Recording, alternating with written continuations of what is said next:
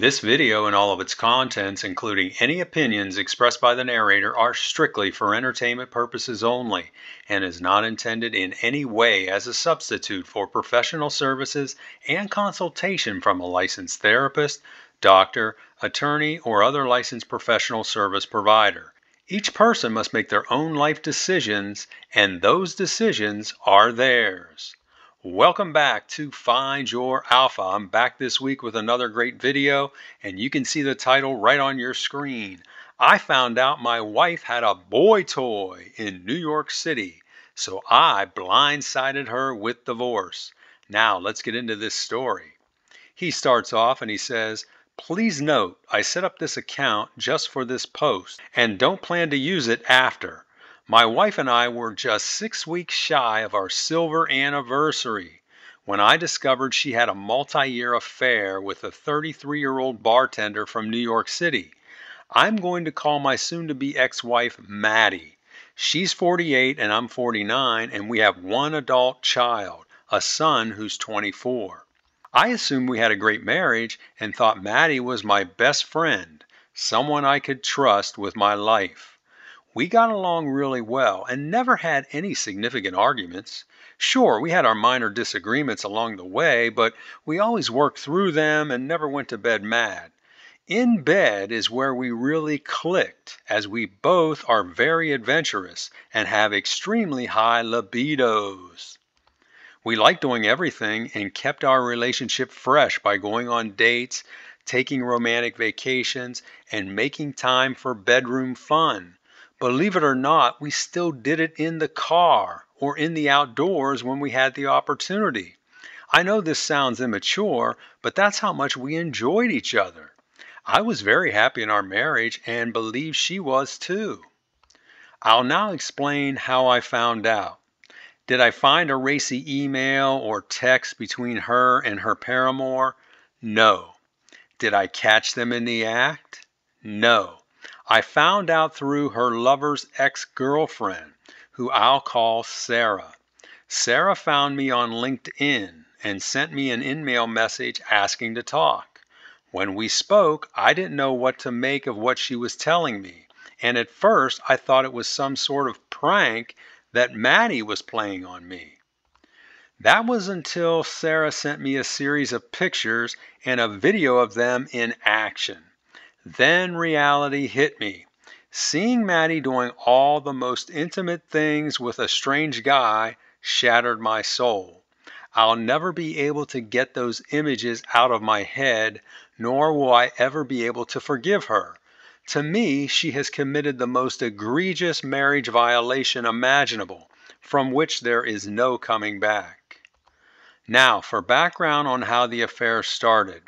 Maddie's corporate office is in New York City, and she travels there a couple times a year for meetings. Her company likes to have these meetings during the first part of the week, so she normally flies out Sunday afternoon and comes back Tuesday evening. This has been the routine ever since she's worked for this company. When there, she always stays at one of the hotels within walking distance of the office. It was at one such hotel where she met her boy toy, a guy 15 years her junior who worked as a bartender. Oh my gosh, what a stereotype. According to Sarah, her ex told her they just clicked and spontaneously hooked up one night 3 years ago. See how easy it happens, guys? After that, they continued these biannual hookups for 2 years until the affair ended last year. According to Sarah, he told her they were only together 5 times, and all the encounters occurred on Sunday evenings in Maddie's hotel room. He swore they never kissed, and he always wore a condom, and the OP says, yeah, right. And listen, OP, don't believe that for 1 minute. Sarah said she discovered the affair 6 months after it ended after finding the graphic messages and pictures on his old smartphone. She confronted him, he confessed, and she kicked him out. Now, how stupid can people be? I mean, first of all, they're cheating, which is just terrible, but then they're leaving all this stuff on their smartphone, pictures and messages. Come on, you're not that stupid.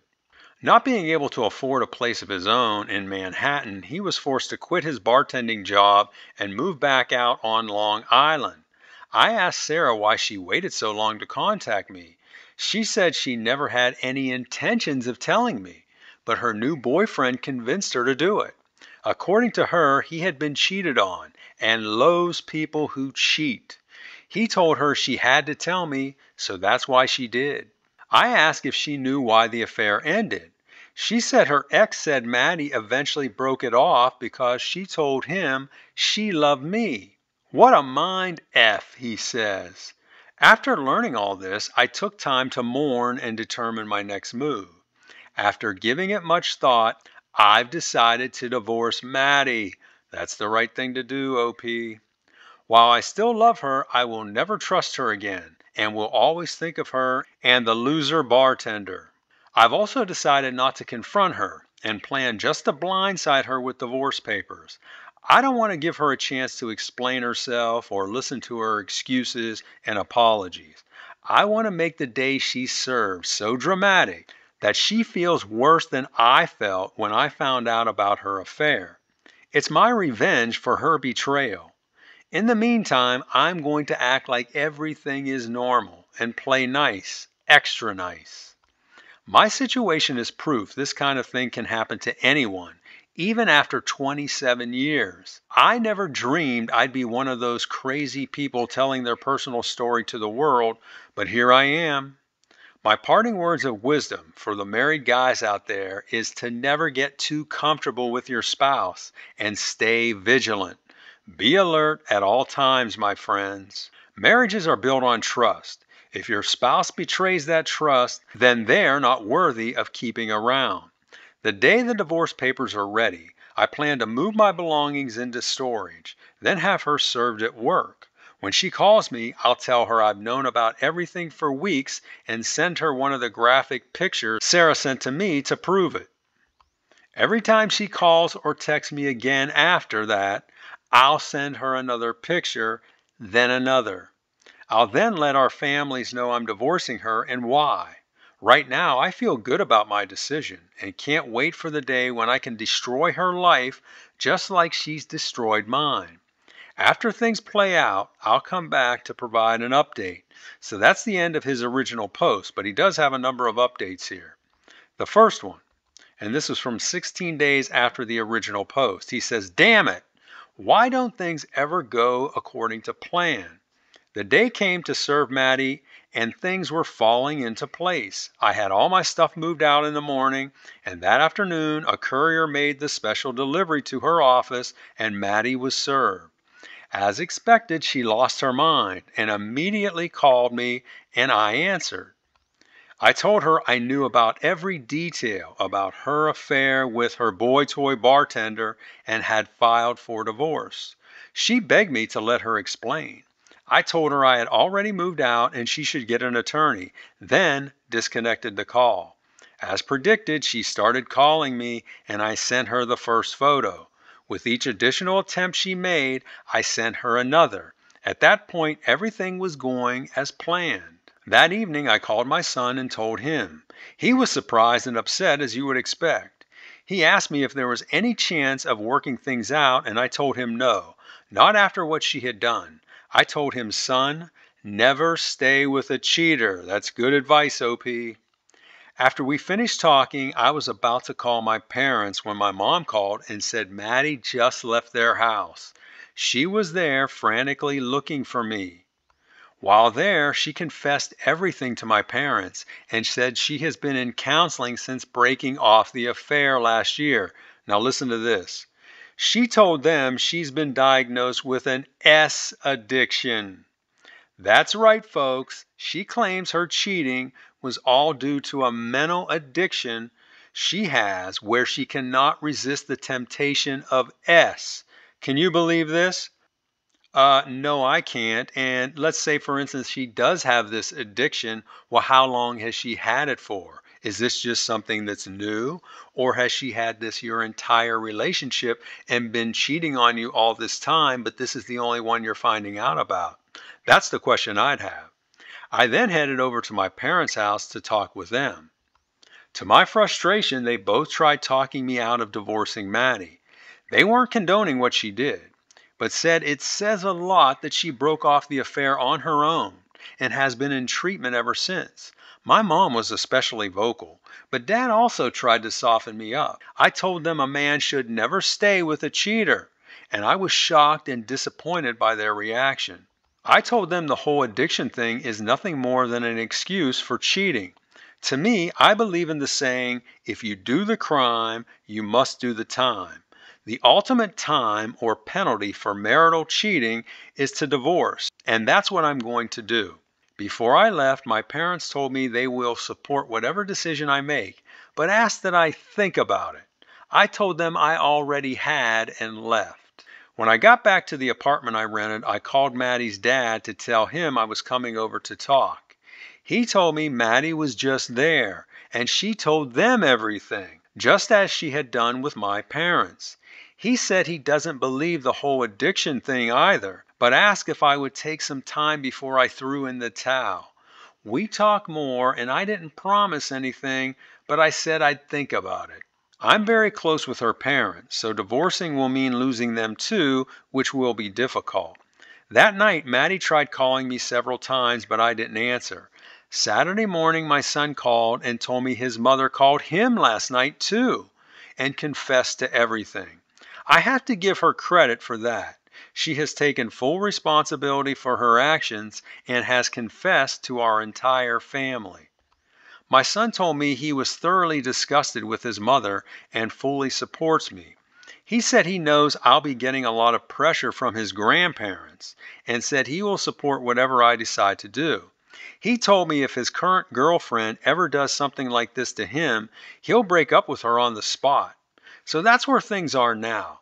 I'm kind of in a temporary holding pattern. While I want nothing more to fast track divorcing my wife, I also don't want our families to think less of me for rushing things. Has anyone on here been in a situation like this? How did you handle it? I'd love to hear your thoughts on what you would do in this situation. So that's the end of his first update, and you can see already he's starting to get bogged down by what the family thinks. Guys, always trust your instinct and don't let anyone sidetrack you from your objective. And you can see he's already getting sidetracked here by her parents and his parents. Now, for a few responses from the community. But before we do that, I want to remind you, if you're liking what you hear, hit that like button. That will help get this video seen all over the world. Now, let's take a look at those responses. She says, I'd strongly suggest you seek individual counseling and then both you and your wife go to marriage counseling before you end things. From what you described, it sounds like you had an awesome marriage, save for this one indiscretion. One indiscretion, it lasted for 2 years and they were together at least 5 times that they admit to. So no, it's not just one indiscretion. She says, you don't want to look back when you're 80 years old and regret making a terrible life-changing decision. In time, all wounds heal, and in a few years, this whole thing will be a distant memory for you. No, he will never forget this, and he will think about this till his dying day if he stays in this marriage. The next response is from a guy. He says, this is a tough one. It does show good faith that your wife ended the affair and put herself into counseling. That indicates to me she's remorseful and wants to work on herself. On the other hand, the whole I'm an S addict thing is just a smokescreen for cheating. I went through something similar with my ex and tried to work it out, but after a year I decided it wasn't working for me and we divorced. I'm now happily remarried. The next response is from a woman. She says, I don't like the way you blindsided your wife without giving her a chance to explain the affair and what she has done to improve herself. That was cruel and indicates to me you may have underlying anger issues that likely influenced your wife's desire to stray. Isn't it funny how when a guy has standards, when a guy has principles, he's viewed as being insecure or having underlying anger issues? It's crazy. What you should do is talk to her and try to work it out. Then in 6 months, if you still feel the same, then divorce. And then finally, another response from a guy. He says, my man, you should do what I did. My wife stepped out on me back in 2020 during the whole pandemic thing. I found out and immediately kicked her out and filed for divorce. Then, after 6 months of her begging, I let her back in my life as an FWB, a friends with benefits. She knows she's not my number one. She's not even my number two. And she accepts it as she has no other choice if she wants me in her life. So this guy is getting, kind of like the best of both worlds, but I really don't think that's a good idea. So now the OP comes back with his second update 12 days later. He says, I've read all your comments and appreciate the advice, even from those of you I disagree with.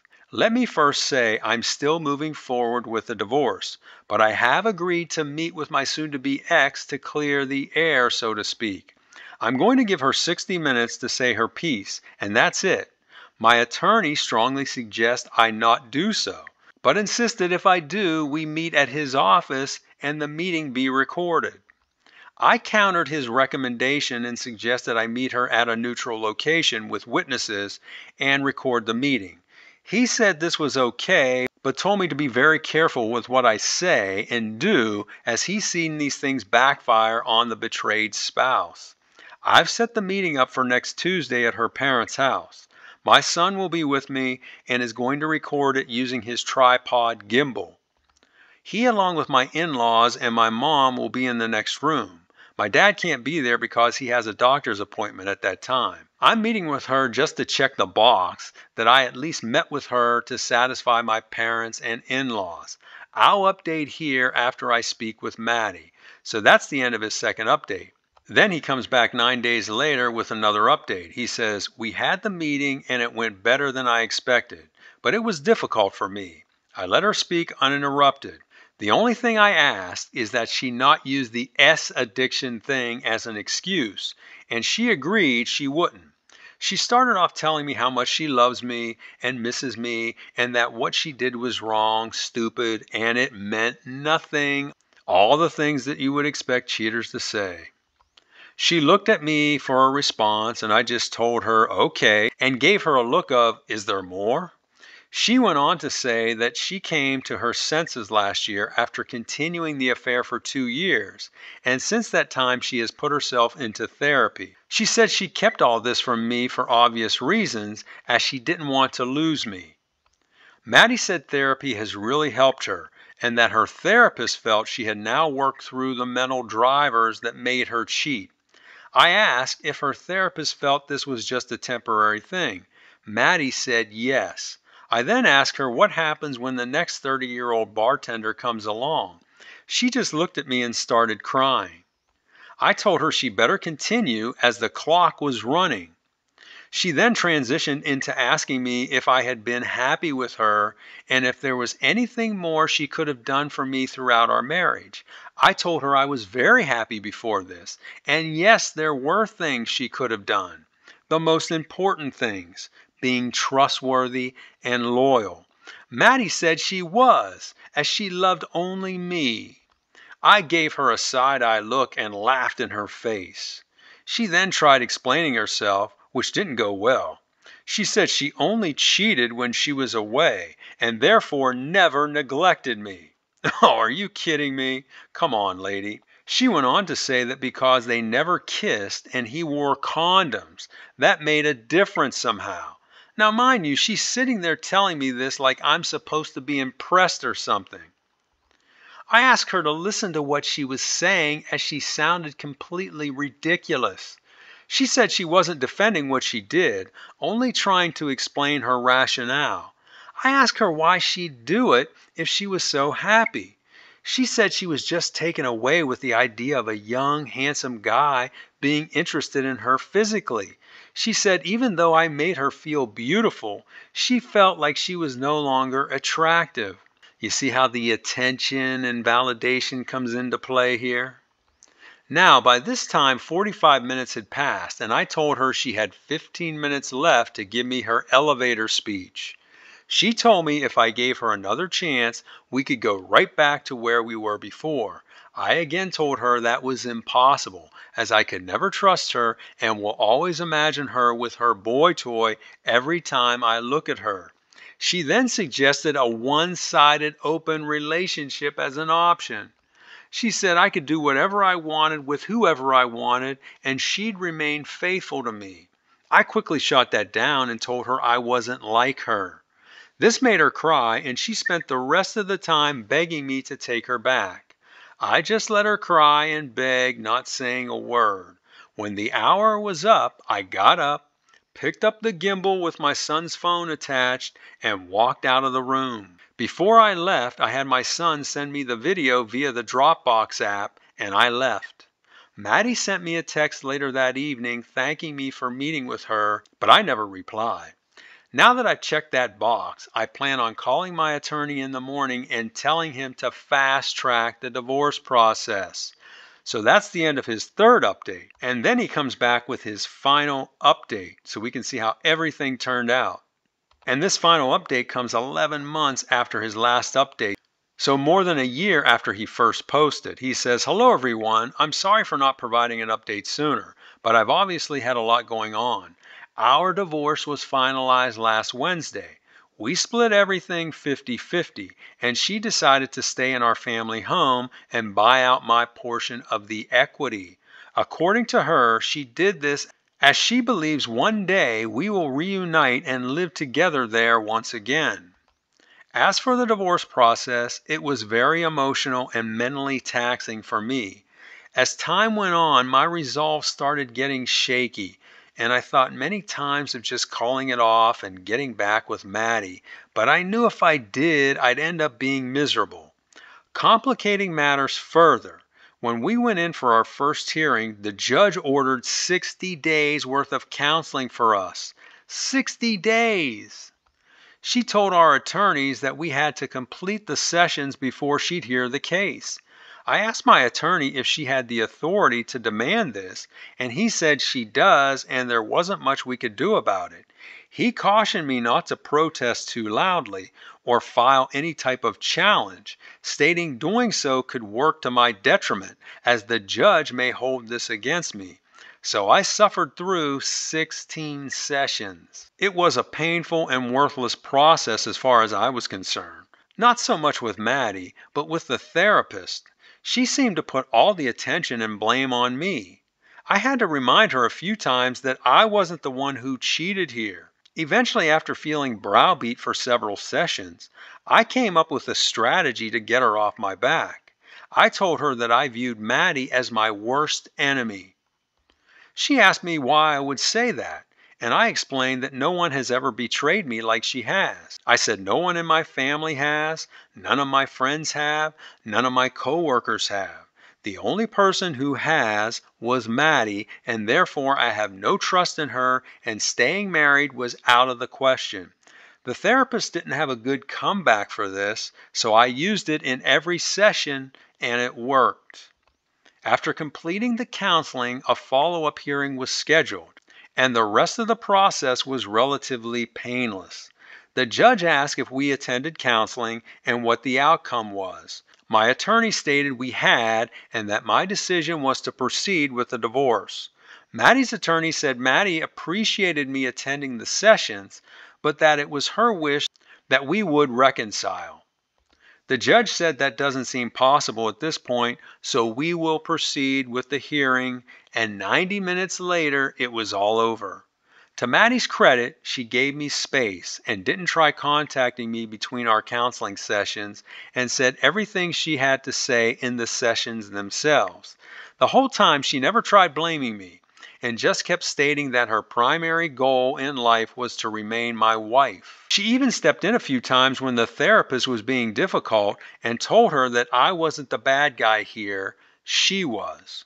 Maddie could have made the entire process much more difficult and expensive, but she didn't, and I appreciated that. Now listen to what he does next.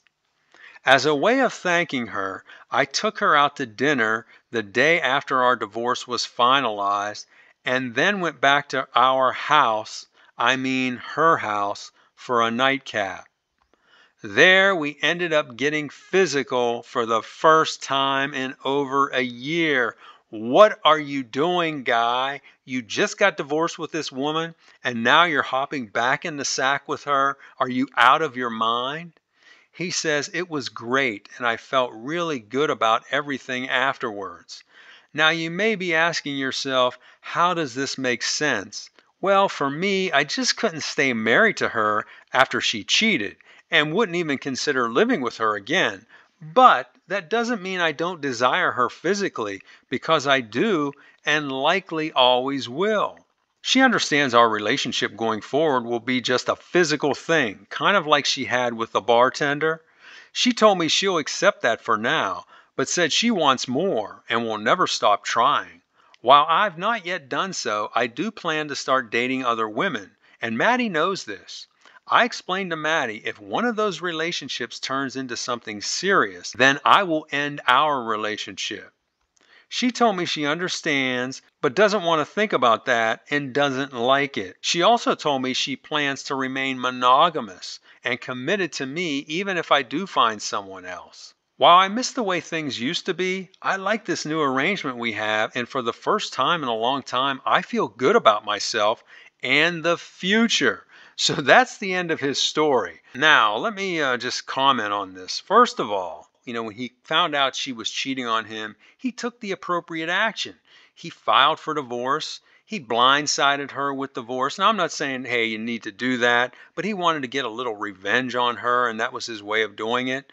So he was handling things appropriately all the way up to the point where they get divorced, and then the following day he jumps right back in bed with her and establishes what is like an FWB relationship.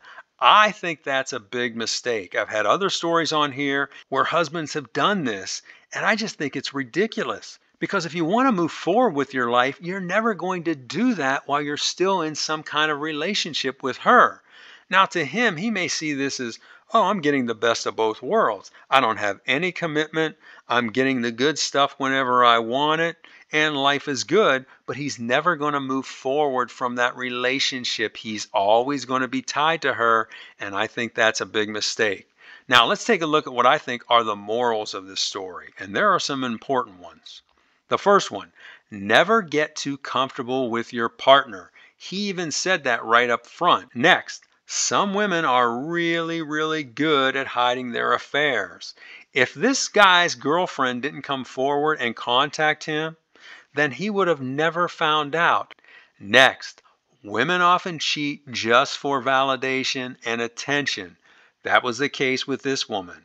Next, milestone ages for women seem to be high-risk times for cheating, specifically ages 30 and 50. Now we know age 30 is when a lot of people feel women hit the quote-unquote wall, and after that their childbearing capabilities start to decline. And at 50 is when they are entering menopause or about to go through menopause. And oftentimes then they may try to recapture their youth by looking out there and finding someone that finds them attractive. Next, women control their bodies, but men control the relationship. Just like in this story, this Maddie was in control of whoever she let into her body. But in the end, you saw her husband had control of the relationship. Next, beware when dating a divorced woman, as she still may be having relations with her ex-husband. How many of these stories have I covered where it was found out that the wife or the girlfriend was still having relations with her ex-husband? Be careful, guys out there, and always keep your eye open. And then finally, like I always say, after cheating, cut ties and move on with your life. Don't do what this guy did and get back into a relationship with her. Even if it's an FWB relationship and it sounds too good to be true, it sounds too good to be true because it is. So those are my thoughts, and now I want to hear from you. What did you think of this story, and how do you think this guy handled it? Would you have gotten into an FWB relationship with your wife after you divorced her for cheating on you? And also, if you've experienced something like that, tell us about it in the comments. I want to hear from you. Also, be sure to like this video, share it with your friends, and subscribe to this channel, and I will talk to you on the next one.